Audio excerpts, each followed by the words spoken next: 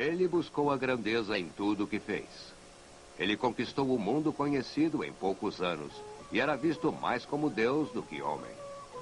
E quando ele morreu, deixou para trás impérios em guerra, uma base comum de cultura grega e uma memória que nos fascina até hoje. Alexandre o Grande, neste episódio de A Tradição Ocidental.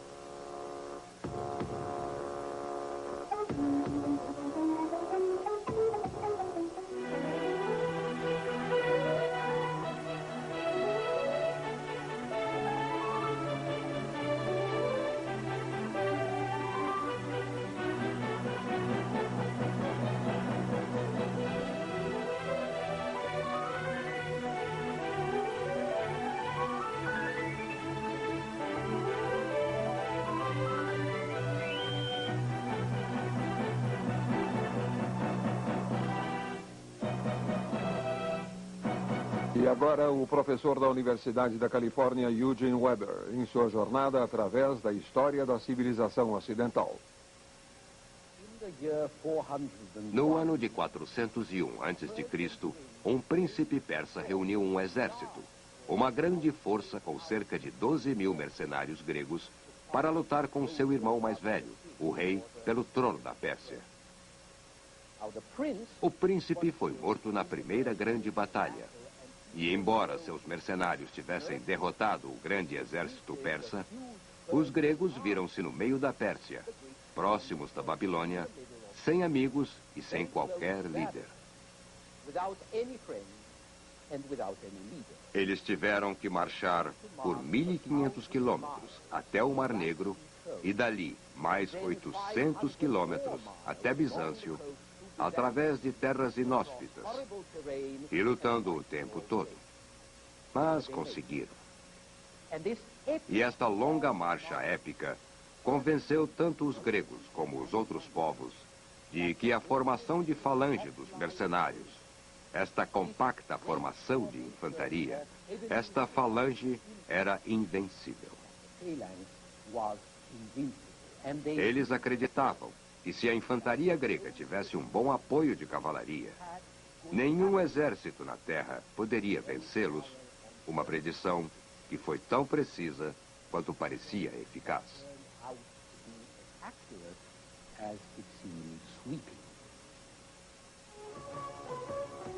A história desses mercenários, conhecidos como os 10.000, foi contada por um deles, o ateniense Xenofonte. E quando ele morreu em 355 a.C., um novo poder estava surgindo no mundo antigo, que confirmaria a inspiração da famosa Marcha dos 10.000. O poder da Macedônia.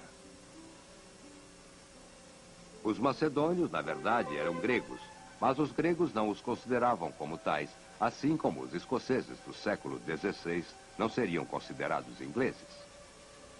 Estas são ruínas macedônias. No quinto século a.C., a Macedônia ainda era um país selvagem, com um sistema feudal de tribos e clãs rurais. Uma monarquia hereditária tinha poderes religiosos e militares sobre a terra e seu povo, pelo menos em teoria. Isto é o que resta do Palácio Real. Embora a Casa Real e os nobres da Macedônia sentissem atração pela cultura grega e fossem helenizados, a região continuou atrasada até meados do quarto século a.C., quando o rei macedônio Filipe dominou os poderosos locais. Ele conseguiu isso ordenando o recrutamento de todos os homens livres, fazendo-os servir no exército sob as ordens de seus oficiais. Filipe copiou os métodos militares dos gregos, mas aprimorou-os, combinando a falange com a infantaria ligeira. E, mais importante, com a cavalaria pesada que os 10.000 não tiveram. Os macedônios podiam montar grandes forças de cavalaria, porque seu país tinha grandes planícies, onde os nobres cavalgavam desde a infância.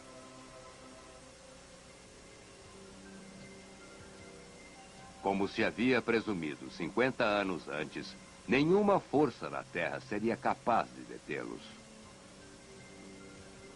Filipe partiu com seu exército para dominar ou conquistar a maioria das cidades gregas e teve um brilhante sucesso.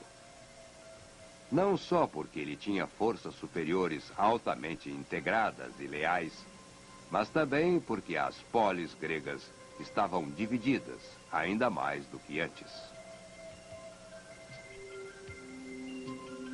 Os persas faziam o possível para manter a situação, para que as cidades continuassem a lutar entre si, em vez de combater o Império Persa. Filipe conseguiu vencer as polis gregas facilmente, mas a única coisa que poderia fazê-las unidas sob seu comando seria apelar a todos, não como atenienses ou coríntios, mas sim como helenos. Como Filipe sabia bem, ser um grego nessa época era ser um homem livre, em contraste com os bárbaros súditos de um déspota como eram os persas. Era ter orgulho de Salamina e Plateia, grandes vitórias sobre os persas.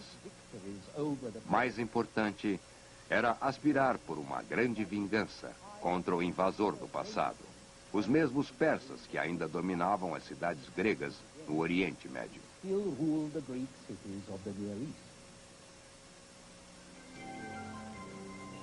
Havia também as riquezas perdidas daquelas cidades a recuperar.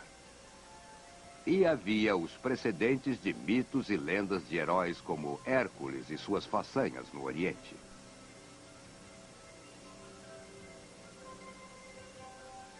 Na verdade, quando o filho de Filipe, Alexandre o Grande, penetrou a Ásia em 334 a.C., ele fez um pequeno desvio até o local da antiga Troia para convencer seus súditos de que um novo Aquiles, o próprio Alexandre, estava armando-se para a tradicional luta entre Grécia e Ásia.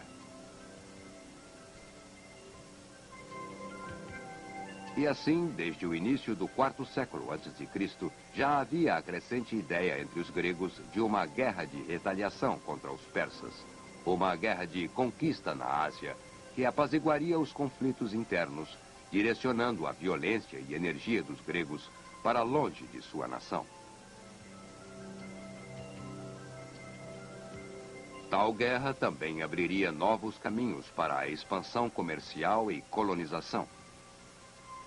Por enquanto, os gregos estavam barrados no Ocidente pelo poder de Cartago e encontravam resistência local em suas colônias na Itália. Na verdade, o mundo colonial grego não havia crescido desde os séculos 7 e 6 a.C., mas precisava crescer porque as constantes guerras afetavam a economia e especialmente a agricultura, que não podia atender nem mesmo uma população estagnada. Então a Grécia exportou parte de seu superávit populacional, artesãos como os ferreiros, os jovens e aventureiros, artistas, acadêmicos, engenheiros e mercadores. Mas eles não fundaram novas cidades, nem acharam uma resposta ao problema de excesso de população, exceto pela guerra.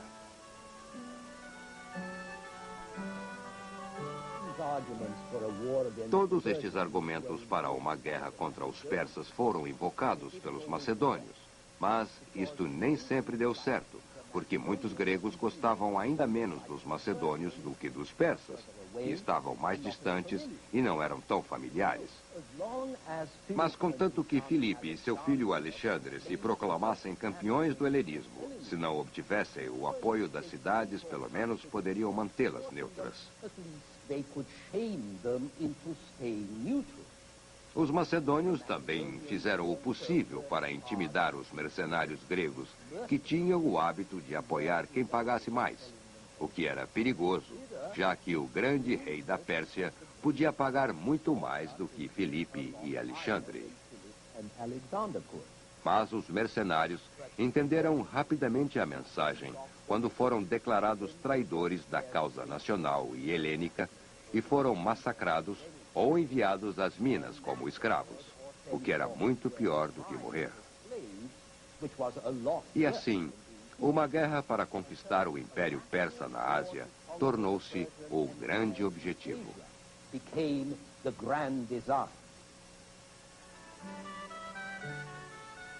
Embora o rei Filipe tenha sido assassinado em 336 a.C., antes de atingir seu objetivo, seu filho Alexandre mostrou-se à altura da tarefa. Alexandre, com 20 anos quando sucedeu seu pai, era um pupilo de Aristóteles. Ele havia lido Xenofonte e sabia o que poderia ser feito e o que venceria na Ásia. Assim, em 334 a.C., ele liderou as forças gregas e macedônias através do Helesponto, na Ásia Menor. A seguir, ele derrubou o Império Persa, conquistou todas as terras da Líbia ao Afeganistão. Ele criou um império greco-macedônio que propagaria os gregos e o helenismo em todo o Oriente, e fez tudo isso em 11 anos. Após o que, ele morreu de uma febre na Babilônia, com a idade de 32 ou 33.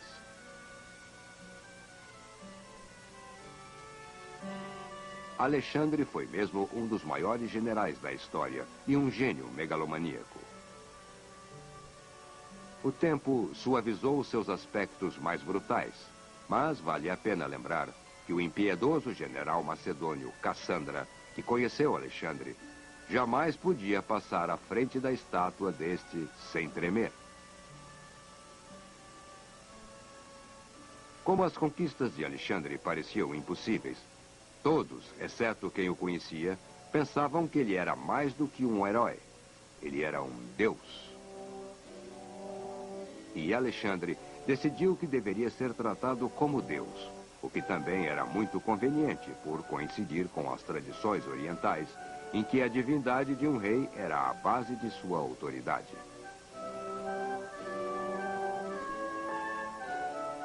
Uma das heranças deixadas por Alexandre à história seria a lembrança de sua ambição megalomaníaca e o culto que surgiu à sua volta. Isso eventualmente serviria de inspiração a ambições e homens que queriam igualar seus feitos. Homens como Júlio César e Napoleão. Outro aspecto deste homem extraordinário era sua forma de comportar-se como um rei filósofo, o tipo que Platão descreveu e que Aristóteles pode tê-lo treinado para ser. Alexandre sempre incluía filósofos e cientistas em suas expedições para observar e registrar tudo o que fosse possível. E ele buscou a grandeza em tudo o que fez. Quando ele queimou o Palácio Real dos Persas em Persépolis, como retaliação pela queima de Atenas um século e meio antes, a seguir, ele promoveu um casamento em massa entre mulheres persas e nobres gregos, um símbolo da fusão que ele esperava atingir entre os gregos e os outros povos, a fim de criar um império eterno.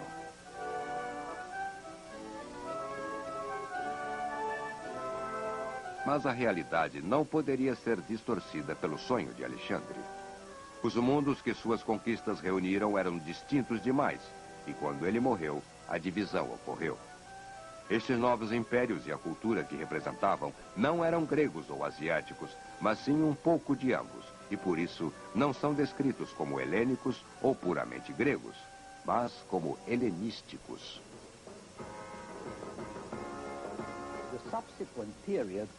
O período subsequente, chamado de Era Helenística, cobre 3 séculos turbulentos, entre a morte de Alexandre, em 323 a.C., e o ano de 30 a.C., com a morte de Cleópatra, descendente de um dos generais de Alexandre. Foi uma era muito parecida com a nossa. Encontramos a mesma reversão de instituições representativas para regimes autoritários. O mesmo senso de fragmentação psicológica e estética. As mesmas tendências antirracionalistas, o mesmo interesse egocêntrico. A mesma busca obsessiva da influência cultos exóticos, modismos peculiares, astrologia, mágica e erotismo. A mesma preocupação com grandeza, o mesmo afastamento da terra natal, com uma simultânea, mas pouco reconfortante sensação de que o cosmos é a sua polis. Os mesmos conflitos sociais, guerras classistas, colonialismo e guerras de libertação nacional para expulsar os opressores estrangeiros e permitir que os nativos oprimam-se uns aos outros. A mesma burocracia mais interessada em fazer e manter regras do que em tornar as coisas mais produtivas e eficientes. A mesma fuga do envolvimento político. A mesma sensação opressora de despersonalização nas grandes cidades. A megalópolis, um nome que, na verdade, existiu na Grécia, na Arcádia. Vamos examinar este estranho período mais a fundo.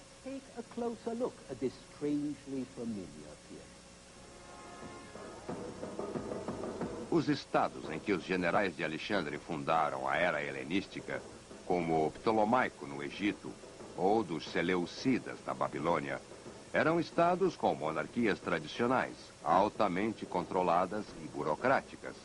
Mas as cidades e cortes reais, além de exércitos e altos oficiais, eram basicamente gregos, com valores cosmopolitas gregos.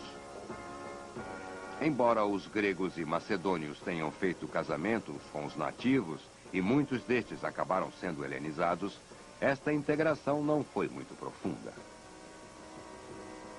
A diferença era grande demais entre as pessoas dos centros urbanos, relativamente sofisticados, livres e educados da Grécia, e os povos submissos do campo, as imensas regiões em que o rei exercia uma autoridade direta como o senhor absoluto de seus súditos.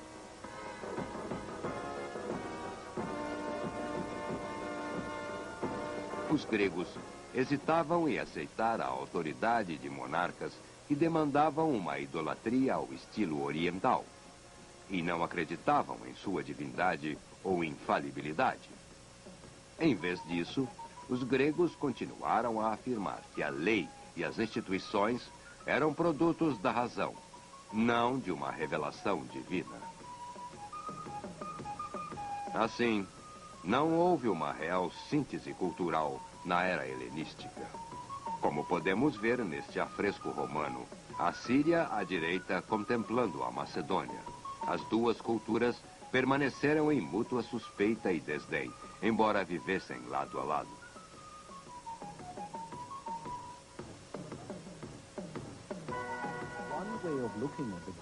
Uma forma de analisar as colônias da Grécia e Macedônia nesse período é comparando-as com as colônias britânicas na Índia nos séculos XIX e XX. Nos dois casos, uma classe governante expatriada, em meio a um oceano de estrangeiros, mantém a bandeira hasteada em seus clubes e similares, com seus peculiares rituais sociais, criados para denotar não uma integração, mas sim a distinção e superioridade.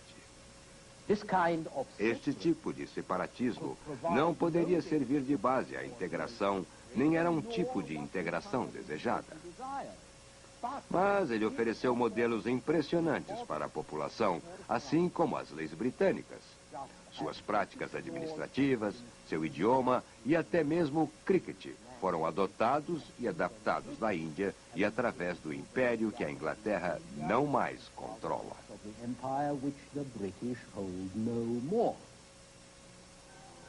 Mesmo sem a integração destas cidades gregas e macedônias na era helenística, elas seriam veículos de helenização, espalhando a cultura, instituições, ideias, estilos e idioma da Grécia, ao ponto de chegar à Índia e Afeganistão.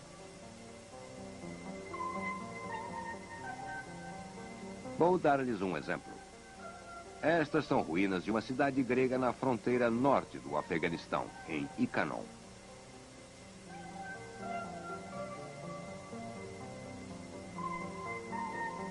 Sabemos que os homens que fundaram a cidade provavelmente vieram da Tessália, na Grécia Central. E pela inscrição no pilar, também sabemos que outro grego, provavelmente um filósofo, fez uma extraordinária viagem até aqui, provavelmente porque sabia que iria encontrar comunidades interessadas em ouvir suas palestras. Nesta cidade específica, que foi escavada há apenas 20 anos atrás, havia um ginásio, a mesma instituição grega de cultura e treinamento em que os jovens se reuniam para exercícios e discussões.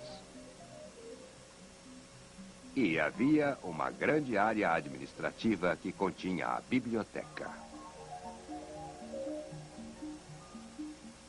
Este documento em papiro foi encontrado nas ruínas da biblioteca e está escrito em grego.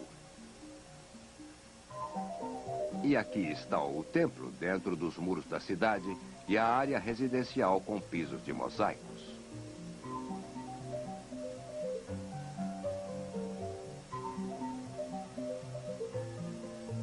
E todas as coisas típicas de uma cidade grega. E estas instituições e tradições gregas mantiveram sua força aqui no fim do mundo até que a cidade fosse destruída por nômades das estepes no final do século II. Foi assim que os gregos exportaram sua cultura urbana em todo o mundo helenístico. Um mundo que se tornou maior e mais interligado do que antes.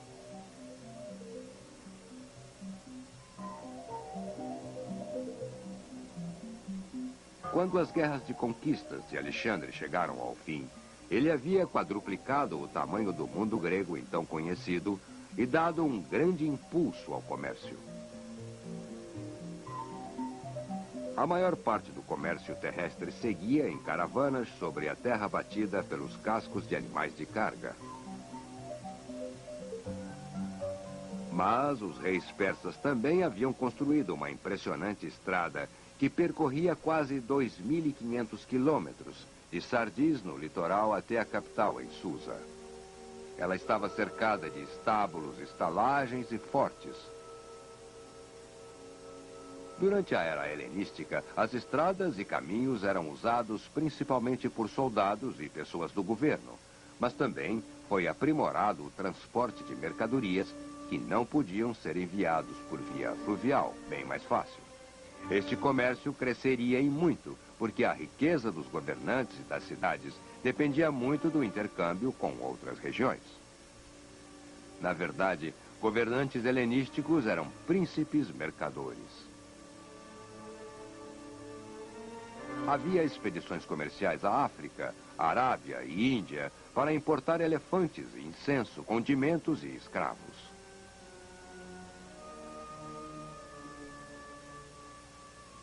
O tamanho dos navios mercantes também cresceu. Siracusa, na Sicília, chegou a lançar um navio com capacidade para 4.500 toneladas. E a circulação de dinheiro também cresceu. Esta é uma moeda de prata da Fenícia e esta é de Siracusa. Ao mesmo tempo, um dialeto grego chamado koine servia como um idioma comum de Gibraltar ao Mar Cáspio, o que muito facilitou o comércio e a divulgação da cultura helenística.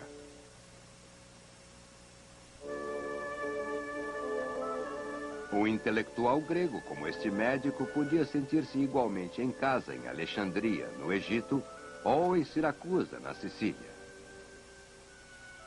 Atores tinham associações internacionais com sedes em todas as cidades importantes, como a Associação de Artistas Dionisíacos.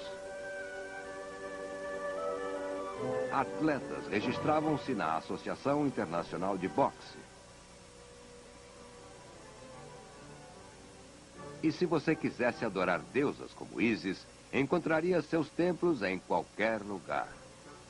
E assim, nos 200 anos antes do nascimento de Cristo, as ideias, modas e mercadorias espalharam-se com incrível rapidez.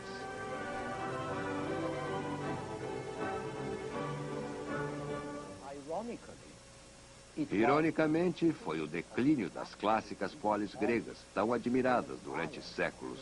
Foi essa queda que fez surgir esta nova era. Ela trouxe uma abertura para o mundo externo e o início de uma certa solidariedade cosmopolita e até humana. E este declínio das polis também prejudicou as disciplinas clássicas, com sua ordem, com um certo rigor e até mesmo com uma frieza impessoal. O declínio de elos cívicos e disciplina, que encorajou um novo espírito eclético, altamente característico da era helenística. Veremos como isso mudou a forma com que as pessoas viam o mundo e a forma como nós vemos nosso mundo em nosso próximo episódio. Você não deve perdê-lo.